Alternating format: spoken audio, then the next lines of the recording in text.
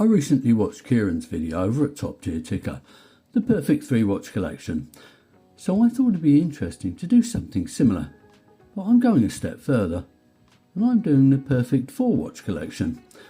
All these watches I own, and all cost me less than £800, albeit 2 of them I bought used. I'm a great believer in buying good used watches and letting the original owner take the hit. Of course, there are always exceptions to this, especially when it's not actually possible to track down the watch you want that has been pre-owned.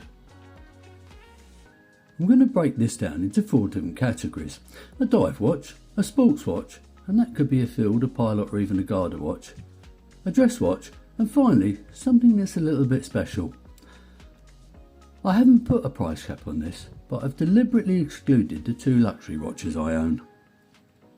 I'll start off with a diver, because this was my easiest decision.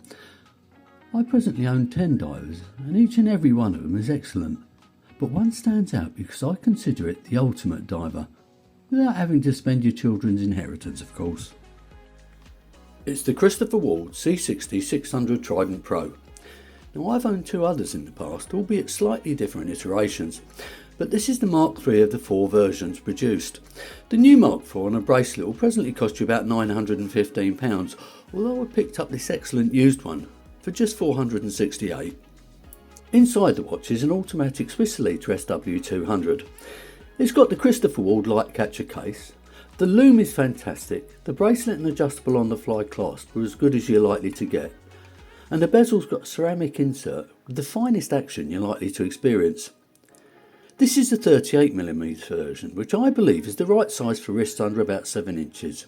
Now, it's one of those divers that is tally, yet wouldn't look out of place if it was worn with a suit. Next up is my choice of sports watch. This is where it got a little bit tricky. It would have been easy to choose my Christopher Ward C63 Sealander, an excellent all-rounder.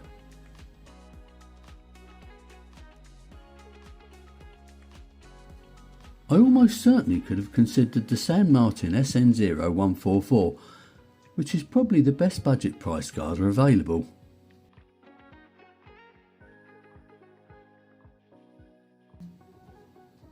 I even thought about my recently acquired Carl Lehmann Classic Field Watch.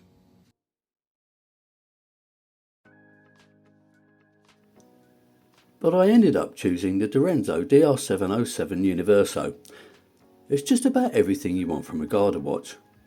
I just love its 37mm case. It's got a well-made Jubilee bracelet with an on-the-fly adjustable clasp, sapphire crystal of course, in-house adjusted Sellita SW200-1 movement, 100 metres of water resistance, and it's even got a scratch-proof coating. Now, these aren't particularly cheap, but they're Swiss made and they're highly sought after, and as such the residual value is very good. I forgot to mention one thing though, it's bloody gorgeous. The dress watch was the hardest of all. My first thought was the Christopher Ward C65 Vintage.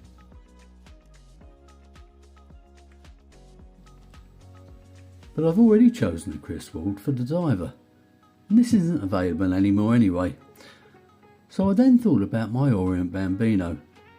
But although it's a gorgeous watch, these are poorly spec'd for how much they cost, and that's about £300 in the UK.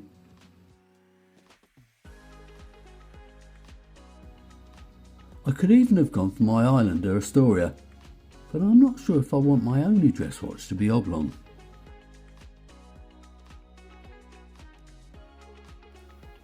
In the end, I chose the Seagull 51, which is the cheapest watch in my collection, and it cost under £100. This is obviously the gold version, but it also came in silver. It's got a Seagull ST2130 movement inside it, which is a clone of the ETA 2824.